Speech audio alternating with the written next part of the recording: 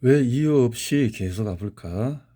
이렇게 부른 도나비치 기음인데, 외상후 스트레스가 장애를 남긴 것들, 외상후 파괴적인 자동차 사고를 당하면 누구든지 정서적인 영향을 받을 것이다. 이렇게.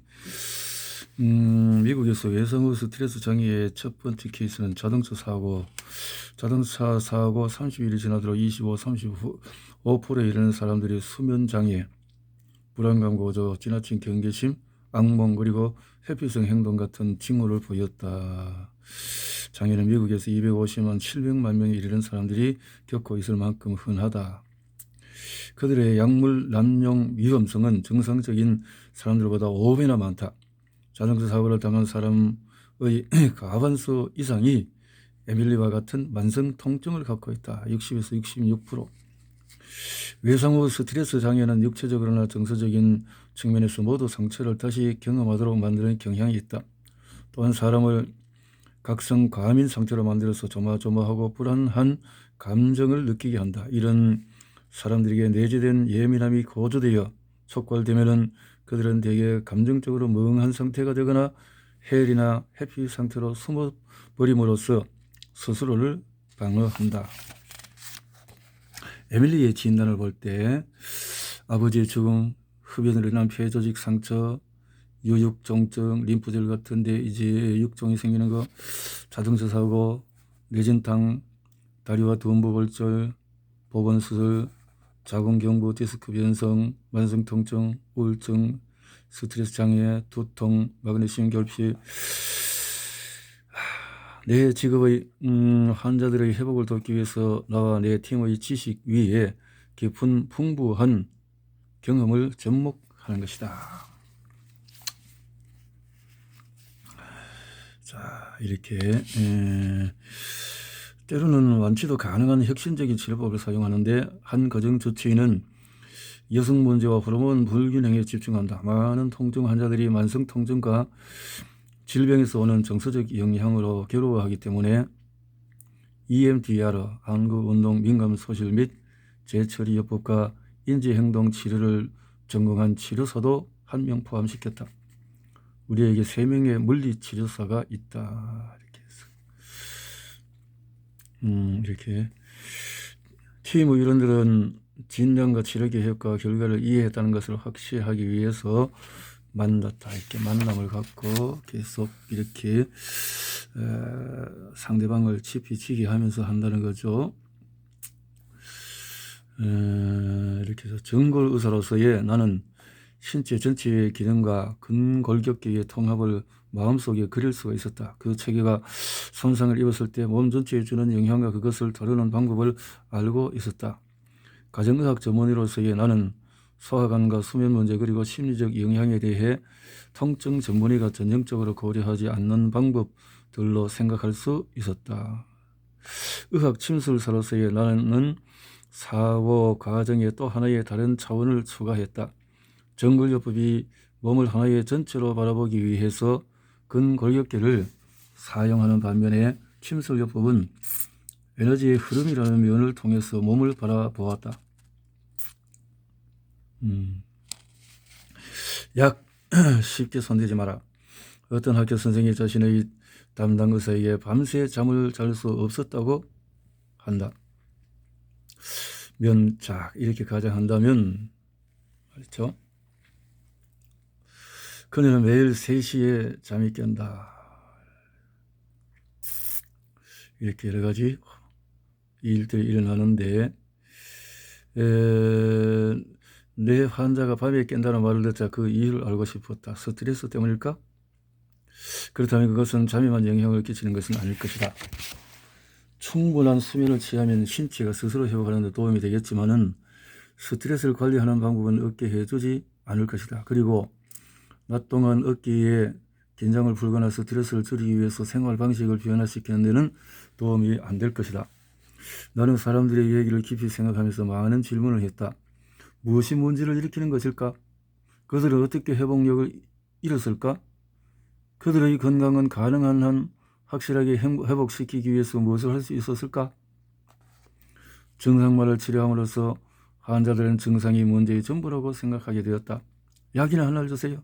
이런 식으로 만약 그들에게 증상은 일종의 화재 경보와 같은 것이라고 가르쳐 줄 수가 있다면 함께 화재의 진원지를 찾아 불을 끌 수 있지 않을까? 수면제를 복용하는 것은 새되는 소리로 울려대는 알람시계에서 건전지를 잡아 빼는 것과 같다. 만약 그것이 우리의 일이 본질이라면 짜증스럽게 울려대는 경고음을 꺼둔 사이에 집이 홀라당 타버리는 수가 있다. 의사와 환자가 증상 완화에 집중하면서 이상적인 건강은 완전히 간과되고 있다. 잠재적으로 유도한 약 때문에 기진맥진하느냐 진정으로 휴식 같은 잠을 자느냐를 환자 본인이 선택할 수 있다는 점을 이해한다면 아마 그들은 지금과는 다른 선택을 할 것이다. 그렇죠? 그렇겠죠. 질병은 결과가 아닌 과정이다. 과정. 동양의학 연구와 서양의학 지식을 통해서 나는 원인이 아닌 과정을 찾는 것을 배웠다. 조지타운 대학에서 받은 가정의학과 UCLA에서 받은 고대 중국의학, 이 두 가지 훈련은 성과가 있었다. 내가 훨씬 독창적으로 생각할 수 있게끔 해주었다. 자, 이렇게 해서 했다는 거죠.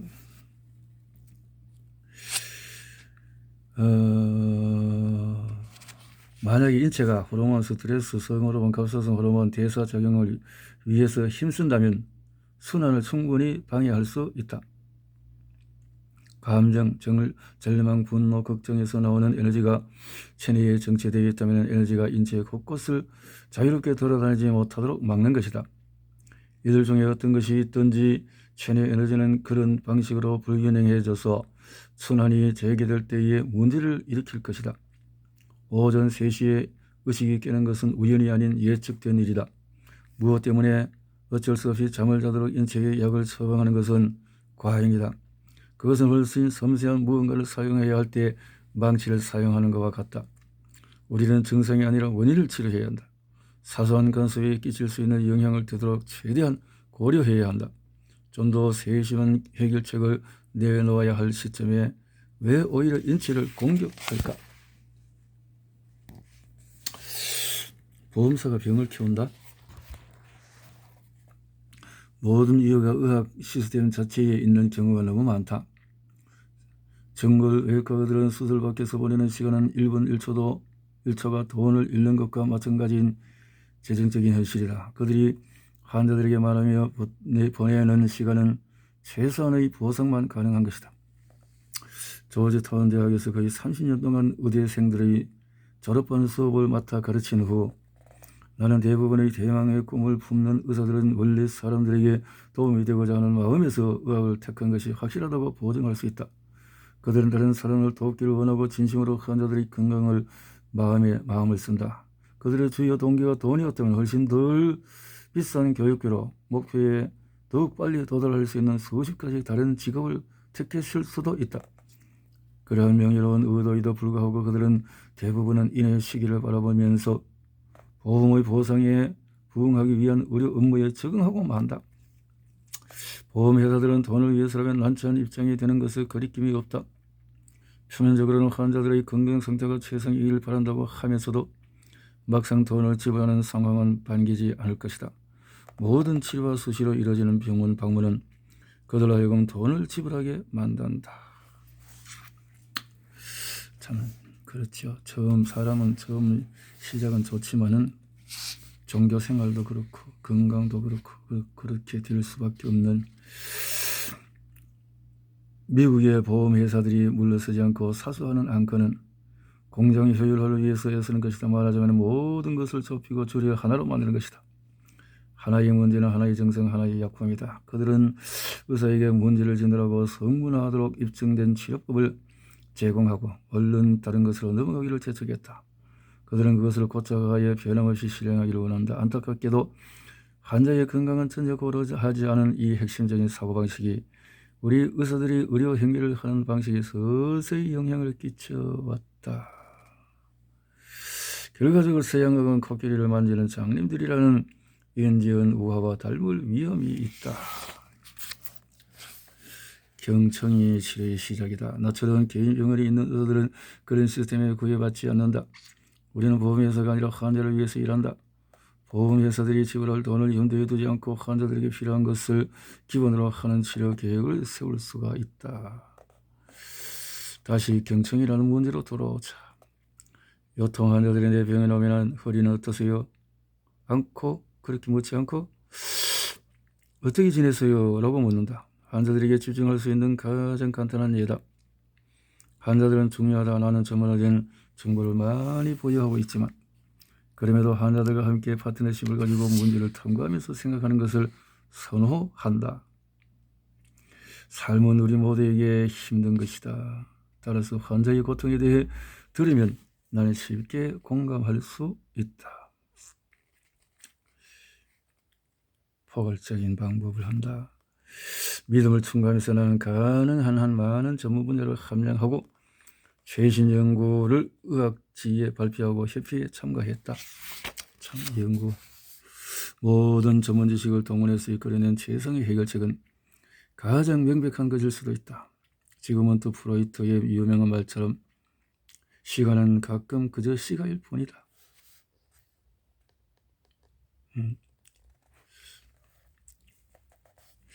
해답은 포괄적인 치료다. 만성통증 치료는 박테리아 감염을 치료하는 것처럼 절대 간단하지 않다. 설정 보상 결과 등을 세밀히 평가해야 된다. 많은 통증 유발 요인들은 근골격계나 주변 신경 혹은 두뇌에 가해진 외상의 직접적인 결과로 촉발되었다. 신체가 본래의 제 기능을 지속할 수 있도록 부상을 당한 부위의 주변에서 기능을 발전시키는 그런 보충적인 패턴에서 촉발되어 온 경우도 있다. 필리의 경우에는 곰팡이에 노출된 것이 그의 중추신경계를 중독시켰다. 그 결과 극심하면서도 만성적인 통증을 겪었다. 나는 왠지 그의 몸에 계속된 공격들과 부상들이 치유를 막아서 반사성 교감신경 이영양증의 누락으로 떨어지도록 했다는 의심이 들긴 했지만 아직도 그런 일이 어떻게 벌어졌는지 뚜렷이 납득할 만한 근본적인 메커니즘을 알아내지 못했다. 에밀리의 통증은 신체적인 외상과 함께 시작되었다. 그녀의 다리와 골반은 부서졌다. 외상과 함께. 만족할 만한 치료를 받지 못한 것 같다고 여기시는 게 당연해요.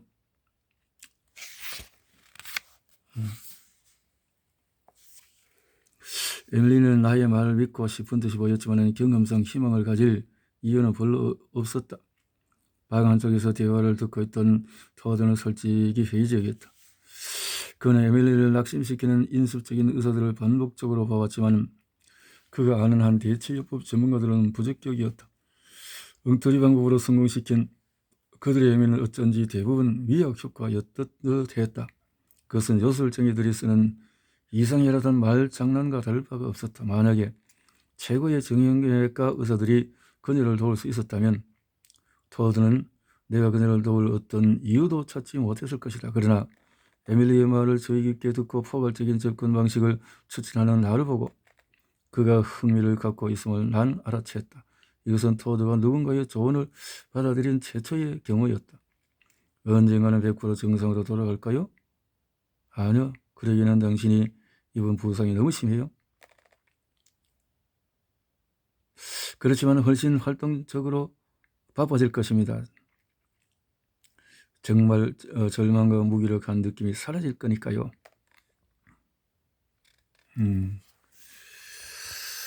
지금 당장 잘못되어 가는 게 한두 가지 아닙니다. 우리는 그 모두를 포괄적으로 다룰 수가 있어요. 만약 각각의 증상을 별개로 다루지 않고 하나의 전체적인 유기체로 다룬다면 극적인 시너지 효과가 만들어질 것입니다. 그래서 우리에겐 팀이 필요해요. 에밀리의 신체에 생긴 구조적인 문제들과 척추와 추간판 대화를 해결하기 위한 맨손을 사용할 필요가 있었다. 그것도 매우 정교한 솜씨로 침스러운 통증을 덜어주어 그녀의 신체 시스템 전반을 재통합하는 데 도움이 될 것이다. 우리는 또한 정형외과적인 절차는 물론 교통사고와 외과 수술로 충격받은 관절과 인대를 고치려는 신체의 자연치유 과정을 자극하기 위해 고안된 정식 용법을 사용할 것이다. 이렇게 해서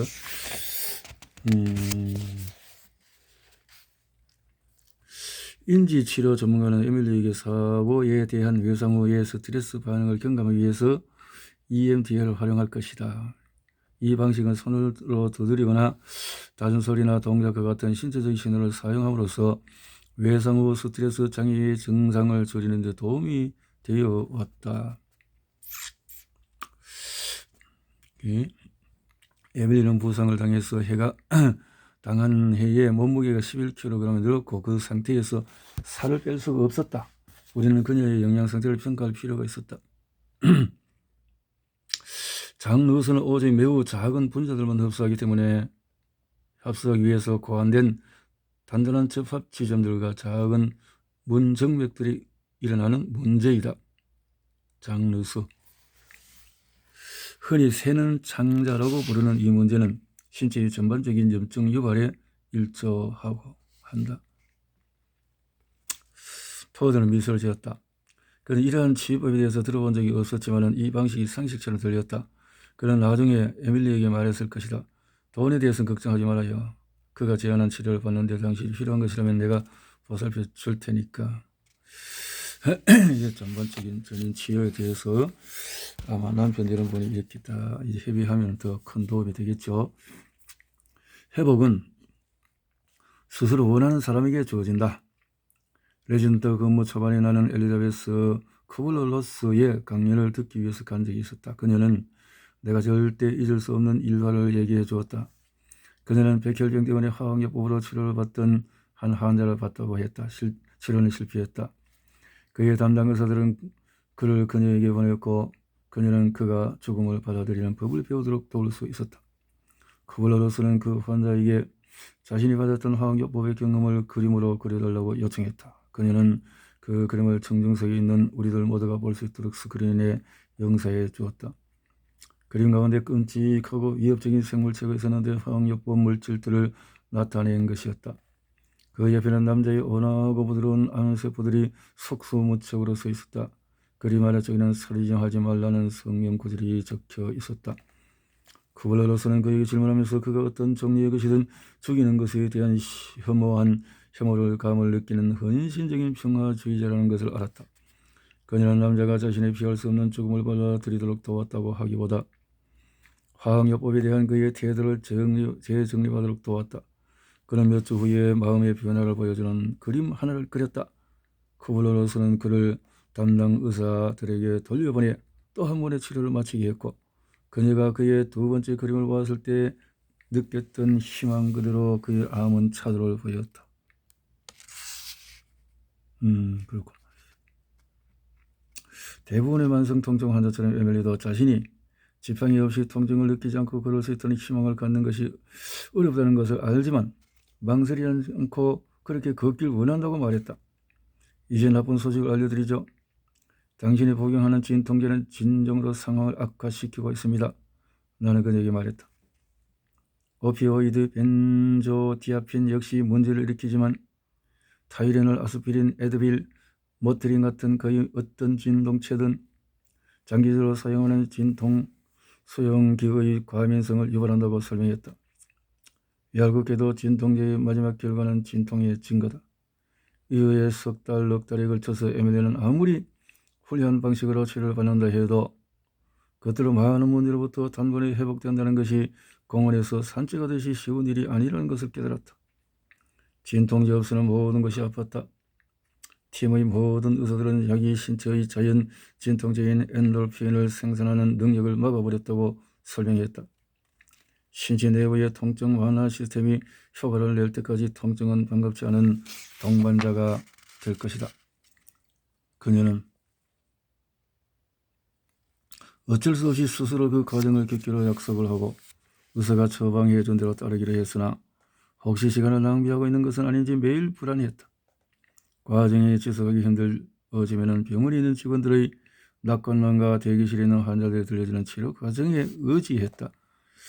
직원은 그녀와 똑같은 고통을 겪고 있지는 않았지만 꾸준한 진전을 보이며 마침내 건강을 회복하는 환자들을 보고 또 보는 특권을 갖고 있었다.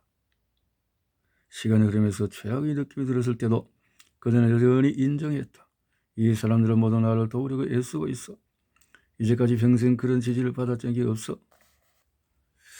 회복될 수 있다는 장기간의 희망만이 그녀를 아침에 침대에서 몸을 일으킬 수 있게 했다. 그런 오늘 아침 변화가 시작되었다. 몸 안에 자욱하던 안개가 걷히는 것 같았다. 사고는 생생해졌다. 기분이 달라지기 시작했다. 토드는 그녀가 아무 말 하지 않아도 변화를 얼치했다. 몇 주가 지나고 몇 달이 지나면서 통증은 사라졌고 몸은 점차 건강해졌다. 무엇 때문인지 몰랐지만 에밀리의 모든 것은 변하고 있었고 그녀는 스스로 마음을 터놓고 있었다. 12월 말 어느 화창한 날 토드는 웃으며 방으로 들어왔다. 소풍가자 그리고 결혼하자. 그들은 새해 첫날 결혼했다. 이제는 왜 사람들이 그 재난이 일어난 것 중에서 최고의 일이었다고 말하는지 이해가 가요. 나중에 에밀리가 들려준 말이다. 물론 말 그대로 좋은 일이 아니었지만 그런 일이 벌어지지 않았더라면 중요한 변화도 없었을 테고 이렇게 좋은 일도 결코 없었을 거예요. 결국 전 사고를 당하기 전보다 아마 더 건강해질걸요. 에밀리는 이제 70% 정도 회복했다고 판단된다. 내가 아는 것을 의심하라. 내가 아는 것을 의심하라. 그토록 다양한 치료 방식을 그녀에게 집중적으로 쏟음으로써 우리는 신경회로를 다시 균형 있게 작동시켜서 훨씬 회복력 좋은 상태로 만들었다.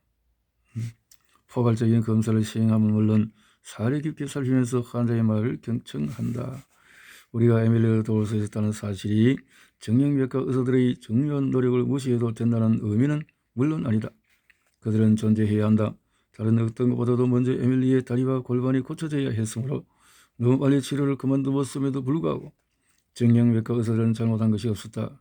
그저 그걸로 충분하지 않았을 뿐 그들은 다음 단계를 생각하는 훈련을 결코 받은 적이 없었다. 사람들은 왜 자신들이 느끼는 방식대로 느끼고 있는지에 대해서 내내 이야기한다. 환자들이 자신들의 이야기와 증상을 의사에게 얘기할 때 의사들은 항상 무시하고 지나가는 정보들이 많다. 우리는 확실히 단서를 찾고 관계없는 세부 사항들이 버리는 법을 배웠기 때문에 알고 있는 것에 기초해서 들은 것을 평가한다. 어떤 이유에서인지 이 두 가지 경우는 상처가 다 치유되고 오래전에 잊힌 뒤에도 몸은 과거에 받았던 공격을 그대로 받고 있다는 증거처럼 보였다. 이 상처라는 거죠. 상처.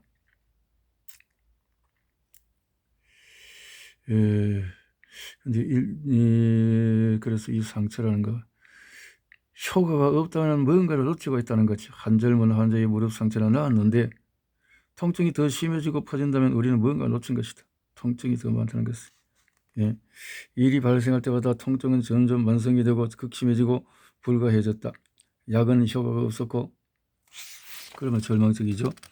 우리는 임상실습을 하면서 철저한 병력 조사와 단서 물색 그리고 포괄적인 치료를 제공함으로써 점점 좋은 결과를 얻고 있었다. 감염과 외상의 전체적인 부담을 줄일 수 있다면 신체가 스스로 치유할 수 있도록 충분한 지원을 해주는 셈이 될 것이다. 환자를 하나의 전체로 보고 치료하는 것이 증상을 치료하는 것보다 훨씬 효과적인 게 당연하다. 문제는 이것이다. 왜 신체적인 외상들이 이처럼 쌓이는 것일까? 이런 모든 다양한 공격들이 몸에 누적되는 것처럼 반응하게 만드는 것은 무엇일까? 나는 하나의 근원을 찾기로 결정을 했다.